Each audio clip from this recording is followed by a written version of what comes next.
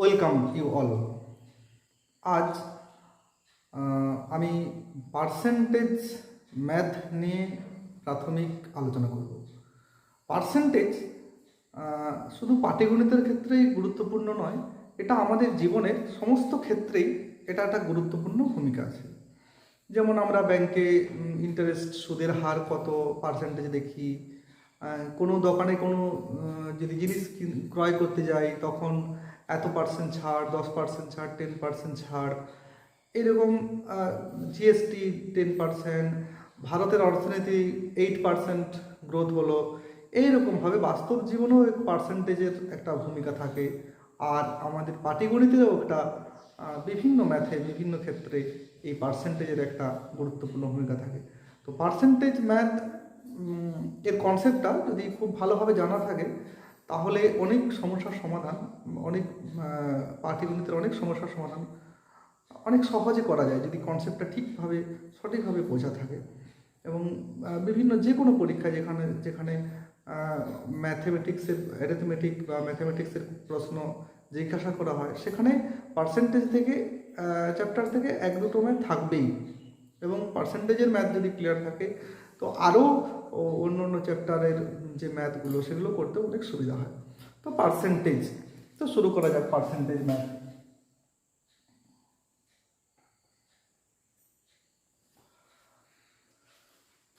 Percentage math কি? যেমন 10%, 10% মানে কি? 100-র মধ্যে 10, 100-র মধ্যে 10, 10%, 20%, 100-র মধ্যে 20।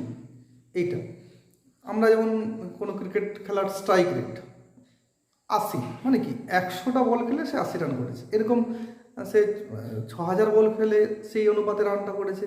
তো এরকম স্ট্রাইক রেটগুলো এরকম পার্সেন্টেজ নিয়ে অনেক ম্যাথ করা যায়। এটাই হলো পার্সেন্টেজ, 100-র মধ্যে কত। তো এই পার্সেন্টেজ ম্যাথের করতে গেলে কতগুলো ফ্র্যাকশন, ভগ্নাংশ, পার্সেন্টেজ, মূল পার্সেন্টেজ ম্যাথ পাটিগণিতের সমাধান, সমস্যার সমাধান করার আগে কতগুলো ফ্র্যাকশন সম্বন্ধে জানা উচিত, যেগুলো জানলে ম্যাথের ক্যালকুলেশনগুলো অনেক সহজভাবে করা যায়। তো চলো দেখা যাক সেই পার্সেন্টেজগুলো কী। প্রথম পার্সেন্টেজ 1 সমান 100%।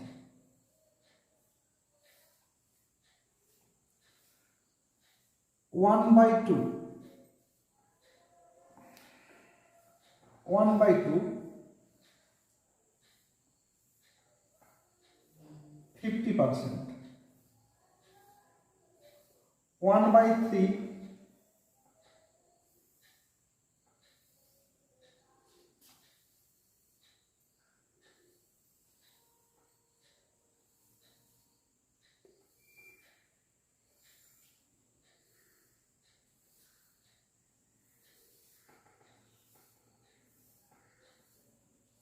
33%, 33%, 1/4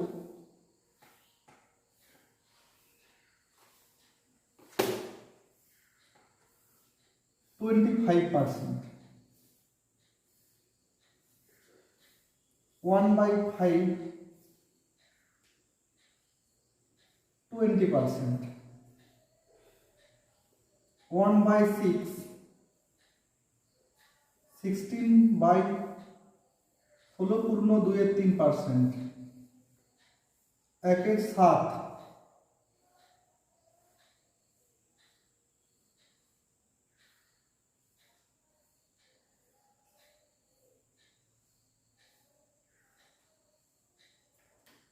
13/9/7, 1/8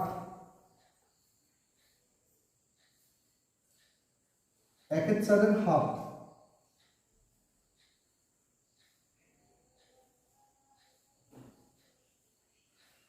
12/12.1-2%, 1/9 11/1-9%, 1/10 10%, একের 11,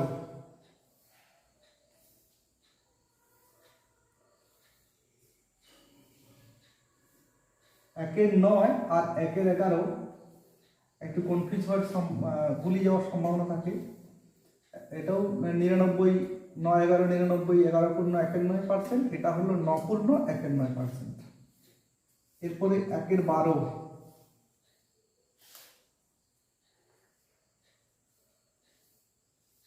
12 পূর্ণ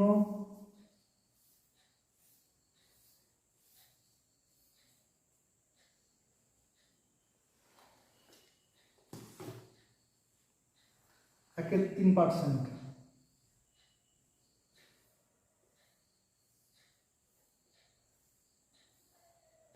একের 13,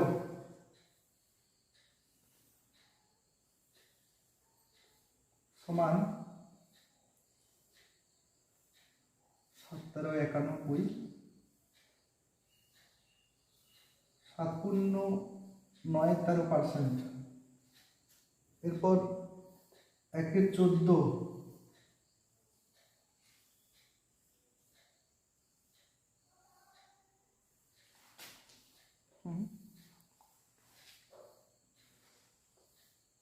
সাত পূর্ণ 1-এর 7%।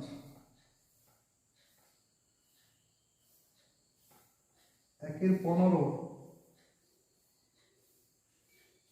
6 পূর্ণ 2-এর 3%। এই যে গুরুত্বপূর্ণ পার্সেন্টেজগুলো, 1 100%, হাফ 50%, 1/3 33%,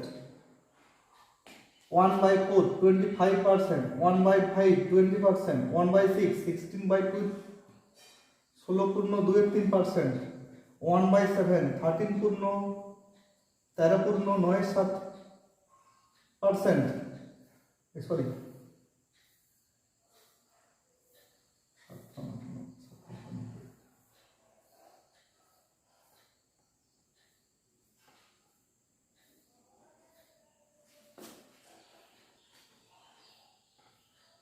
14 পূর্ণ 2-এর 7%, 1-এর 8 12/12 পূর্ণ 1-এর 2%, 1-এর 9 11 পূর্ণ 1-এর 9%। এই যে পার্সেন্টেজ, এরপর আরও কতগুলো গুরুত্বপূর্ণ পার্সেন্টেজ জানা দরকার।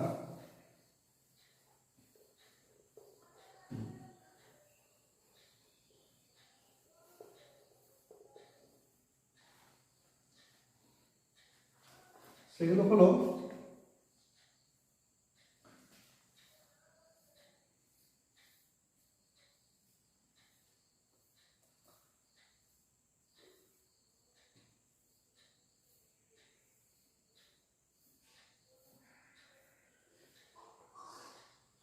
তিনের 8, 37 পূর্ণ 1-এর 2%,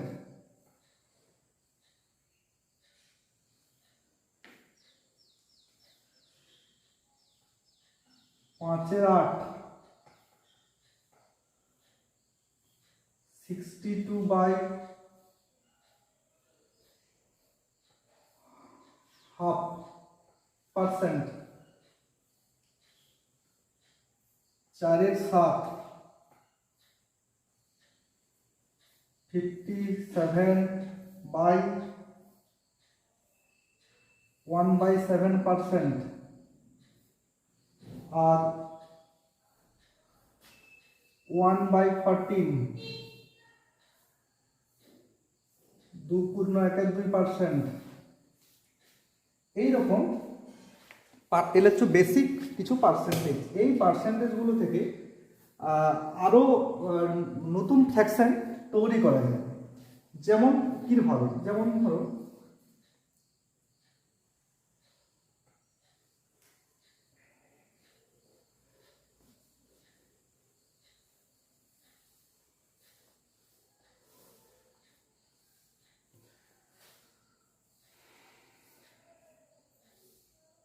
1/16,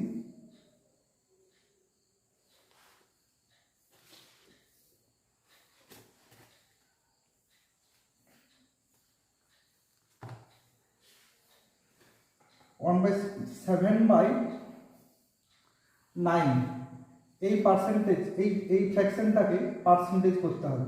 কত হবে না, এটার বেস নিচে কত আছে 9, মানে 1/9 মানে 1/9 হচ্ছে সমান হচ্ছে 1/9 মানে 11 পূর্ণ 1/9 প্লাস 11 প্লাস 1/9 আর কি। তো এটা যদি 1/9 সমান 11/1/9 হয় তাহলে 7 হবে, 7 দিয়ে মাল্টিপল সমান কি হবে 7 × 11 77 প্লাস 7/9 এই পার্সেন্টেজটা দাঁড়াবে 7/9। যদি বেস ভ্যালুটা 1/9টা জানা থাকে সেখান থেকে এটা বার করা যায়, যেমন 77/79%। কিন্তু যদি এরপর একটা ব্যাপার আছে, যদি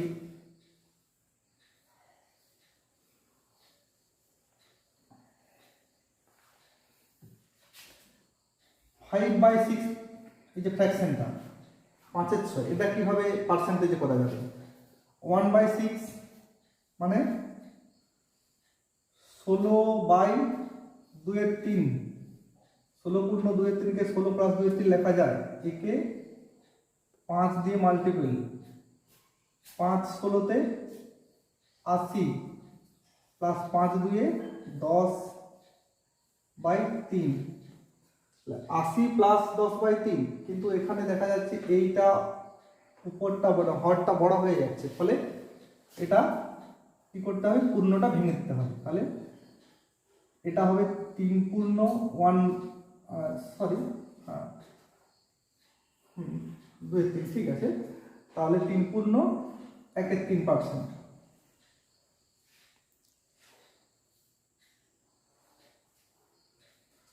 তাহলে 80 প্লাস 3 সমান 38, 83/1/3%।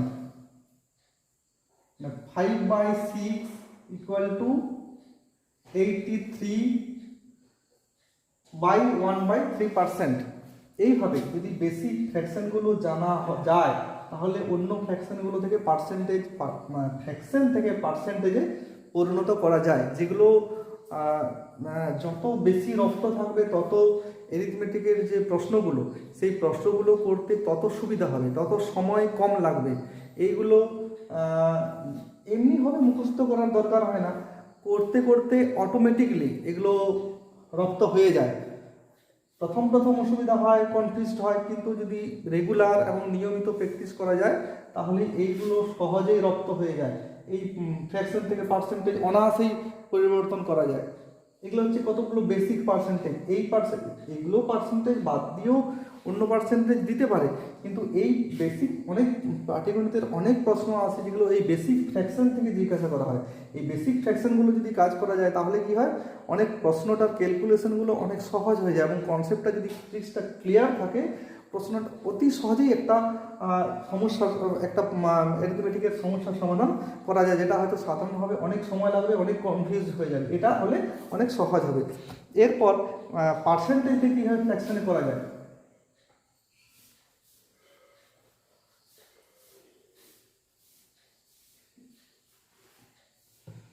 যেমন 214/2/7%, এটাকে কিভাবে ফ্র্যাকশনে করা যাবে? এটা কত আছে না 200 প্লাস 14/2/7, 200 মানে 2 টোটাল, এটা টোটাল পার্সেন্টেজ।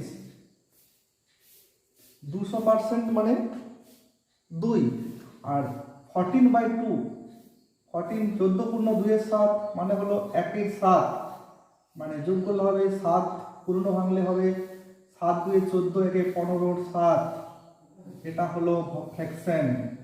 214/2/7% মানে হলো 15/7 একটা ফ্র্যাকশন।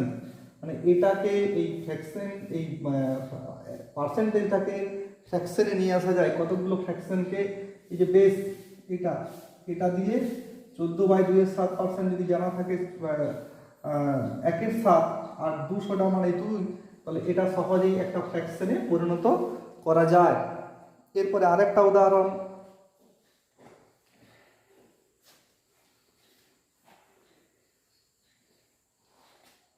সেটা কি 516/2-3%, এটাকে ফ্র্যাকশন কিভাবে, এই যে 500 প্লাস 16/2-3%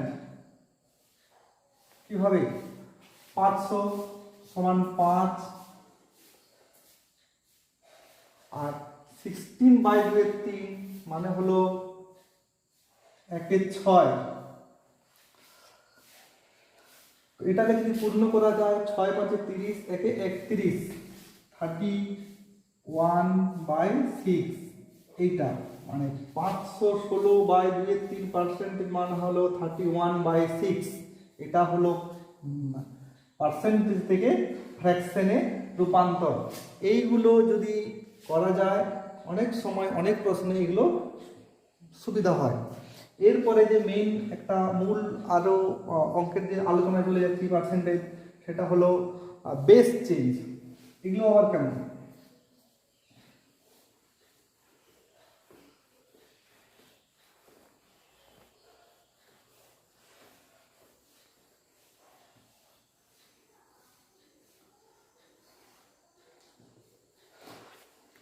আমি কয়েকটা অঙ্ক পড়ছি। If A salary is 20% more than that of B, then how many percent is B's salary less than that of A? If A's salary is 20% less than that of B, then how many percent is B's salary more than that of A? এই যে বেসগুলো A B এর থেকে 20% বেশি, তাহলে B এর চেয়ে কত কম। কেউ কারো থেকে যদি বেসগুলো চেঞ্জ হয় শুধুমাত্র 20% বেশি, 25% বেশি, তাহলে সেটা কম কত কম হবে, সেই 20% বেশি মানে 20% কম নয়, কারণ এখানে এই ফ্র্যাকশনের পার্সেন্টেজের বেসটা চেঞ্জ হয়ে যায়। যদি এমনি অঙ্ক পড়ে যে কোনো জিনিসের দাম 20% বেড়ে গেল, খরচটা যদি সেম থাকে, তাহলে ব্যবহার কত কমাতে হবে। এই যে অঙ্ক, আবার টাইম ডিস্টেন্সের অঙ্ক, যে স্পিড 20% বেড়ে গেল, সময় কত কম লাগবে, 20% স্পিড বেড়ে গেল, তো তার ঠিক অনুপাতে বেস জানা থাকলে তাহলে সহজেই কত পার্সেন্ট কম হবে এটা ক্যালকুলেশন করার দরকার হবে না, অতি সহজেই এই প্রশ্নগুলোর উত্তর করা যায়। তো কিভাবে এই বেস পার্সেন্টেজগুলো হাইয়েস্ট ভ্যালু লোয়েস্ট ভ্যালু দিয়ে করা যায়, একদিকে আমি বাম দিকে রাখছি হাইয়েস্ট ভ্যালু, ডান দিকে রাখছি লোয়েস্ট ভ্যালু। 1/2 থেকে শুরু করছি, হাইয়েস্ট ভ্যালু 1/3, লোয়েস্ট ভ্যালু। এটা হলো x/y, এটা হলো x/x প্লাস y, মানে হলো 1/2 মানে x, যদি x 1 কে x ধরি, 2 কে y ধরি, তাহলে এর লোয়েস্ট ভ্যালু হবে, এই উপরে বেস x থাকবে কিন্তু নিচে হবে দুটোর যোগফল x প্লাস y মানে 3। এইভাবে এই বেসগুলো বেস চেঞ্জ হয়ে যায়, মানে এ যদি এটার থেকে বেশি হয় তখন এটার থেকে লোয়েস্ট হয়ে যাবে। যদি এটা আমি মনে করি এটাকে যদি আমি মনে করি বি, এটাকে যদি মনে করি এ, তখন যদি বলি এর থেকে বি 50% বেশি, বি এর থেকে এ কম কত হবে, তখন বি এর চেয়ে এ কত কম হবে। এই যে পার্সেন্টেজ, এইগুলো হাইয়েস্ট ভ্যালু, এইগুলো লোয়েস্ট ভ্যালু। যখন কম হবে তখন নিচে দুটো যোগ হয়ে যাবে, নিচটা বেশি হয়ে যাওয়া মানে ফ্র্যাকশনটার ভ্যালু কম হবে, আর নিচটা কম থাকা মানে ফ্র্যাকশনটার ভ্যালু বেশি হবে। তাহলে এটা হাইয়েস্ট ভ্যালু কোনো যদি বেশি বলে তো হাইয়েস্ট ভ্যালুর দিকে, লোয়েস্ট ভ্যালু বললে লোয়েস্টের দিকে। আমি বাম দিকে রাখছি, বাম দিকে রাখছি, এটা হলো লেফট, এটা হলো রাইট, রাইট সাইডে। 1 2 1 3, এরপর 1 3 1 3 হাইয়েস্ট ভ্যালু, এটা হবে হাইয়েস্ট, এটা হবে লোয়েস্ট, এটা হলো লেফট হ্যান্ড, এটা হলো রাইট হ্যান্ড। 1 3 এদিকে হবে 1 4, এটা হবে 1 4, এদিকে হবে 1 5, 1 5, 1 5, এটা হবে 1 6, 1 6, এদিকে হবে 1 7, 1 7 হবে 1 8, 1 9, 1/9, এটা হবে 10, 1 10। তো এইভাবে যে ফ্র্যাকশনগুলো আসে, highest value lowest value, x plus Y যোগ করলে লোয়েস্ট ভ্যালু হবে। আবার এই যে বেসগুলো চেঞ্জ হয়, এই যে প্রথম অঙ্ক, এই ফ্র্যাকশনগুলো যদি হাইয়েস্ট ভ্যালু এবং লোয়েস্ট ভ্যালু জানা যায়, বেসগুলো চেঞ্জ হয়ে যায়, তখন এই বেসগুলো দিয়েই কিছু কিছু অঙ্ক মুখে মুখে উইদাউট পেন অ্যান্ড পেপার এই প্রশ্নগুলো সলভ করা যায়। কিছু কিছু প্রশ্ন, যেমন প্রথম প্রশ্ন, if age salary is 20% more than that of B,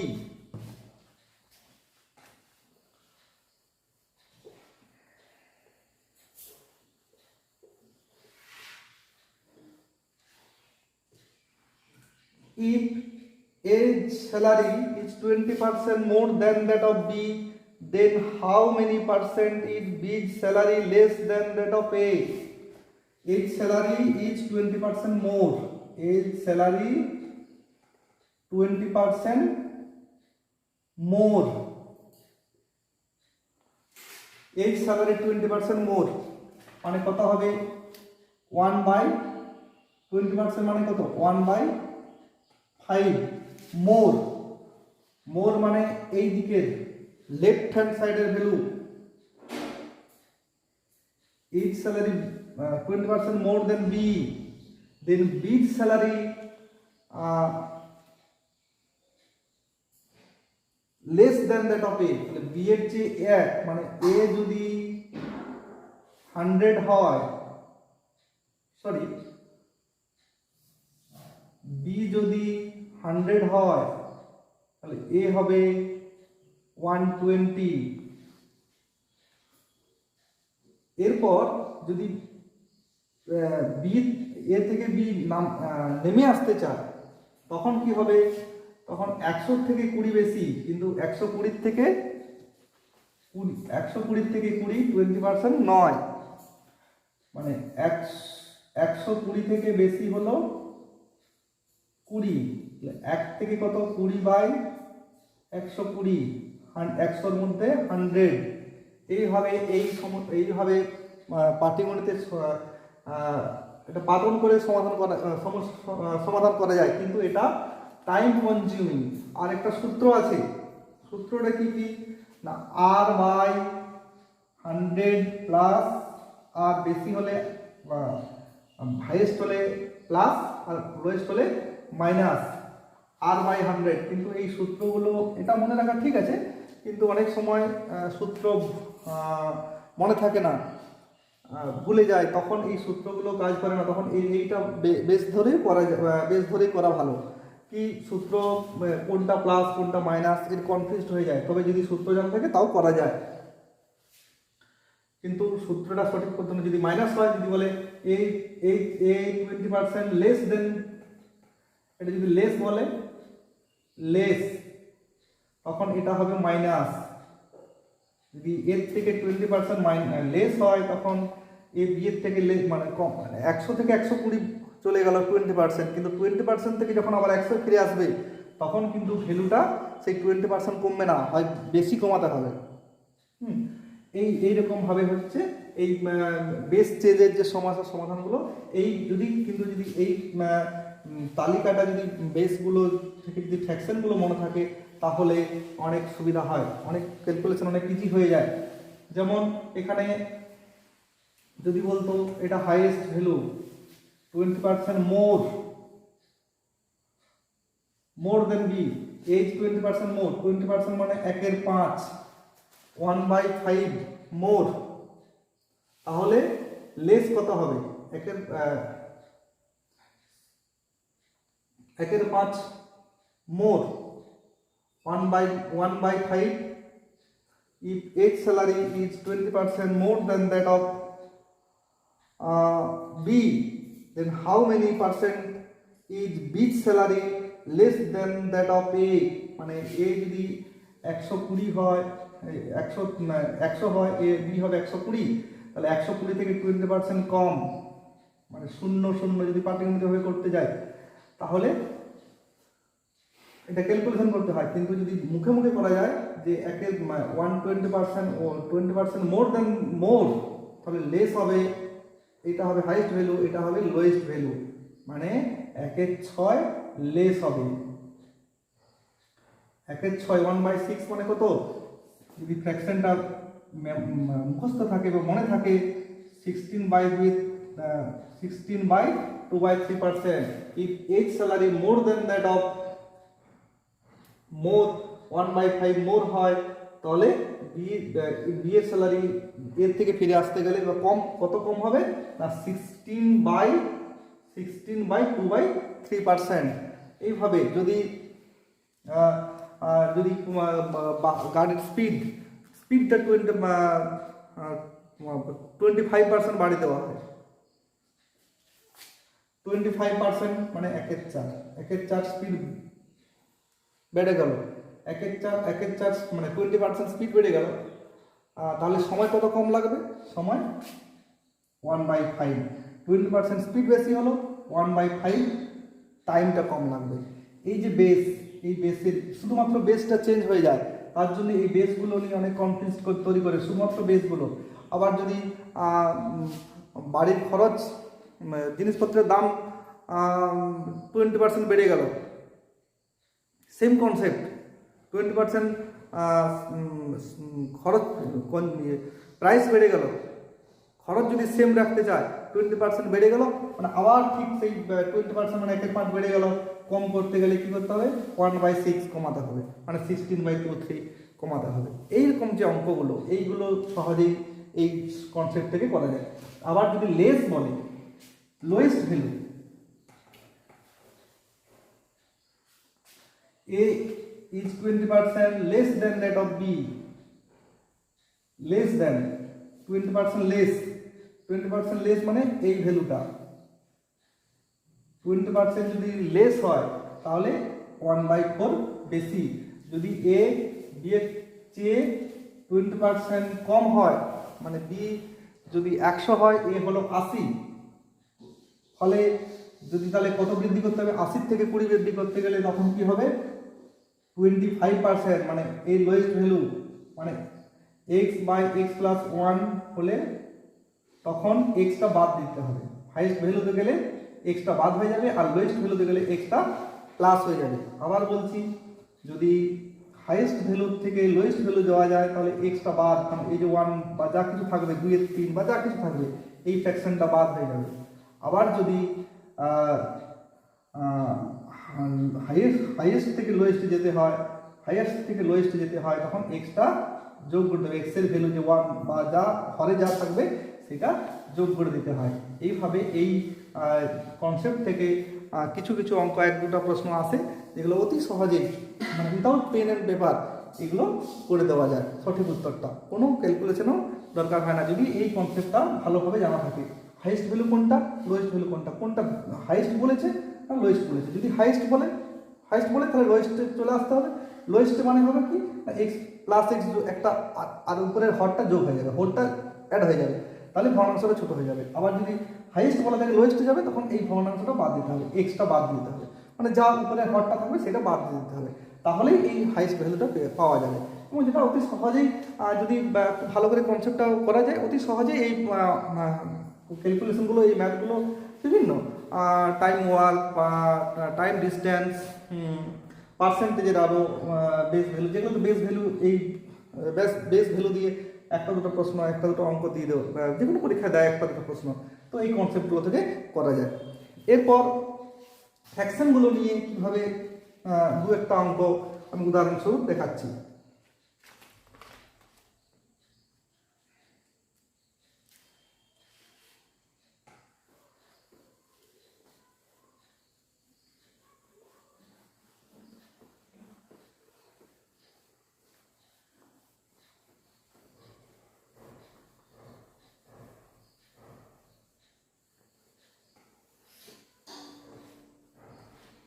প্রথম প্রশ্ন, এ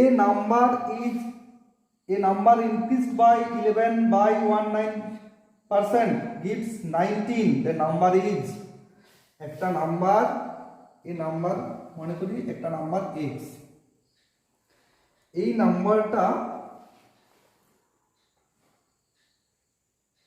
সাথে x এর 11/19% বাড়ানো হচ্ছে, বাড়ানোর পরে নাম্বারটা 90 হচ্ছে, মানে কত নাম্বারের থেকে সেই নাম্বারটার 11.9% বাড়ালে সেটা 90 হবে। যদি আমরা যে ছোটোবেলায় যে আমরা পার্টিকুলেট করি, সেখানে আমরা নাম্বারটা ধরলাম x, সেই নাম্বারটার 11/19% যদি বাড়ানো হয় তাহলে নাম্বারটা 90 হয়। তাহলে x এভাবে করবো, x প্লাস x গুণিত 11/9 মানে কত, 1/9, তাহলে 1/9 সমান 90, আর হর যোগ করতে হবে 9, এদিকে 9x প্লাস x সমান 90, আর 10x/9 সমান 90, 0 0 কেটে গেল, x সমান হলো 81, এটা হলো অ্যান্সার। এটা একটা আমরা যদি পাটিগণিতে যে ছোটোবেলায় আমরা সমাধান করতাম সেইভাবে এটা করা যায়। কিন্তু কম্পিটিশন পরীক্ষায় যখন খুব টাইমের একটা ব্যাপার থাকে, কনসেপ্টের একটা ব্যাপার থাকে, তখন এটাকে অতি সহজেই এই সমস্যাটা সমাধান করা যায়। সেটা কীভাবে?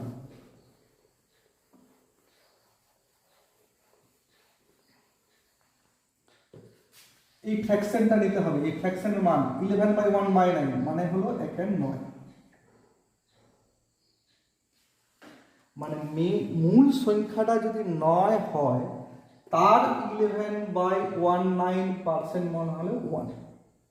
আবার বলছি, মূল সংখ্যাটা যদি 9 হয় তার 11/1/9% মানে হলো 1।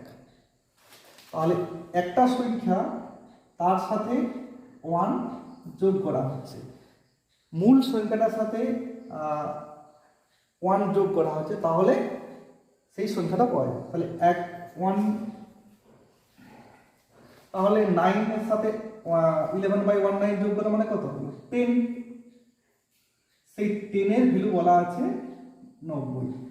মূল সংখ্যার সাথে 11/19 মানে 1, সেই সংখ্যাটা যোগ করলে হলো 10, আর সেই 10 এর ভ্যালু বলা আছে 19, এই যে 19, তাহলে 1 মানে 0, আর মূল সংখ্যাটা কত 9, তাহলে 9 মানে হলো 9 আর 9 81।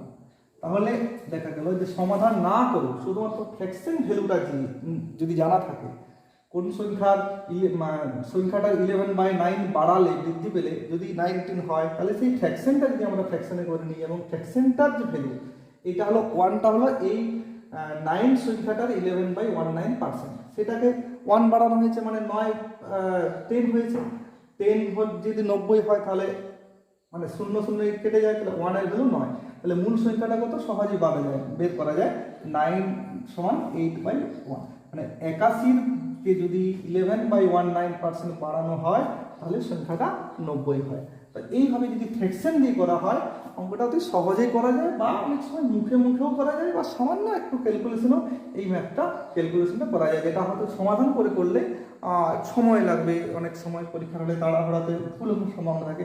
কিন্তু এই কনসেপ্ট এটা এগুলো এগুলো কোনো সূত্র নয়, এগুলো এক ট্রিক্স, কিন্তু এগুলো খুব রপ্ত মানে প্র্যাকটিস করে করে রপ্ত করতে হয়। রপ্ত করলে এগুলো কিন্তু অনেক সহজ হয়ে যায়, প্রায় মাঝে মধ্যে রপ্ত করলে কোনো অসুবিধা হওয়ার কথা নয় এই ম্যাথগুলোতে। তো এরপরে নেক্সট আর একটা প্রশ্ন।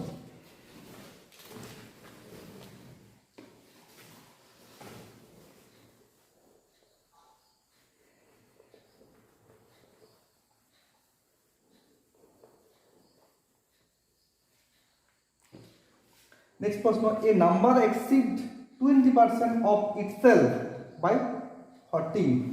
একটা নাম্বার যে নাম্বারটার মধ্যে ব্যবধান হয়ে যাচ্ছে 40, মানে নাম্বারটা হলো এক্স, তার এক্স এর 20% অফ 20%, এটার যে ব্যবধান, এই নাম্বারটার যে ব্যবধান এটা হলো 40। যে নাম্বার এক্সিড 20% অফ ইটসেলফ, এই নাম্বারটা একটা নাম্বারের 20% এবং মূল সংখ্যাটা, এই দুটোর ব্যবধান এক্সিড করছে কত 14। এটা ক্যালকুলেশন করলে সেই আগের মতো ক্যালকুলেশন 1/20% মানে 20% মানে 100-র মধ্যে 20-র মধ্যে 100-র মধ্যে 100-র মধ্যে 20, 1-এর মধ্যে 20-র 100, 0 0 করলে 1-এর 5। তো এটা যদি আমরা মনে রাখি তাহলে অনেক সুবিধা হয়ে যায়। তাহলে কি হয়, অতি সহজেই এই প্রশ্নটা আমরা করতে পারি। কিভাবে? এই নাম্বার 20% মানে 1-এর 5। তাহলে কি হলো, কি মূল সংখ্যাটা তার 20%, 5-এর 20% মানে 1, 5-এর 20% মানে হলো 1। তো সেই 1 কি করছে, এটার মানে মূল সংখ্যাটা 20% মানে 1, আর মূল সংখ্যাটা হলো 5। এদের মধ্যে যে গ্যাপটা, ব্যবধানটা এক্সিড করছে কত 4। এইখানে পার্সেন্টেজে ফ্র্যাকশনে নির্দেশ করছে 4, কিন্তু অরিজিনাল ম্যাথে সেটা এক্সিড করছে 14। ফলে 1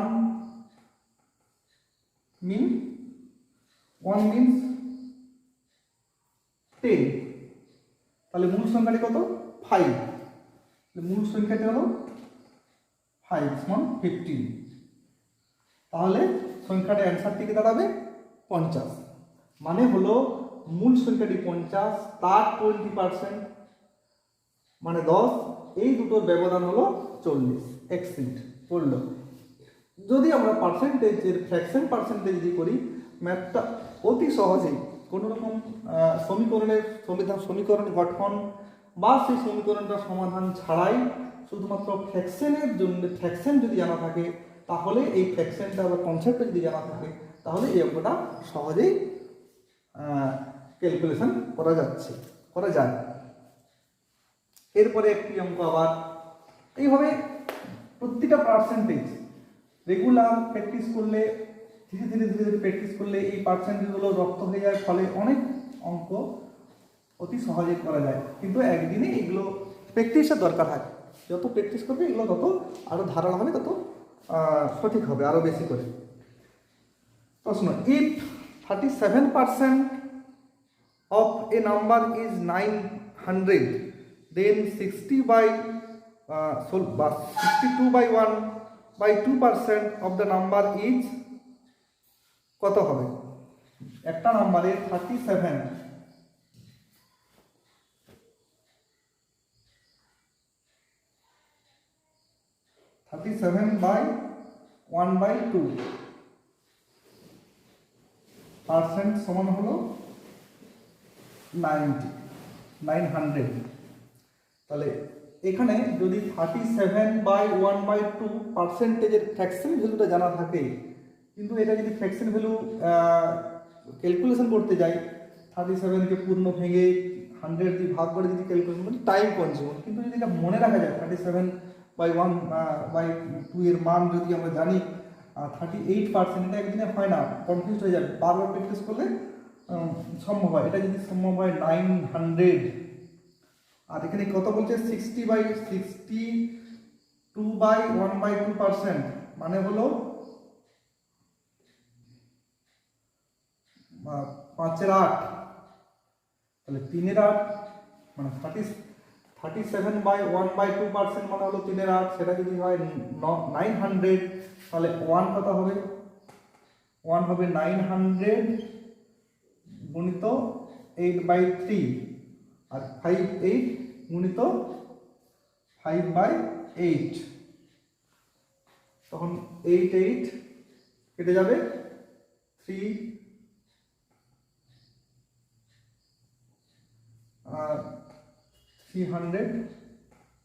তাহলে 3 আর 5, এটা হলো অ্যান্সার। তাহলে অনেক সহজেই এই পার্সেন্টেজের ম্যাথগুলো করা যায়। 37 যদি ফ্র্যাকশন ভ্যালুগুলো জানা যায় তাহলে অনেক সমস্যার সমাধান অতি সহজেই করা যায়। তো এই হলো পার্সেন্টেজের প্রথম বেসিক কিছু অঙ্ক, বেসিক কিছু ধারণা। এই ভিডিওটা একবার না হয় আবার রিপিট করে দেখতে হবে, বারবার ফ্র্যাকশনগুলো মনে রাখতে হবে, বারবার ফ্র্যাকশনগুলো নিয়ে অঙ্ক করতে হবে, তাহলে এগুলো সহজে রাখতে হবে। তো এই আজ পর্যন্ত এইটুকুই। তো যদি পড়ানোটা ভালো লেগে থাকে তাহলে চ্যানেলটা সাবস্ক্রাইব করবে, বন্ধুদের সাথে শেয়ার করবে। আজ এ পর্যন্তই, দেখা হবে পরের কোনো ভিডিওতে। Thank you very much.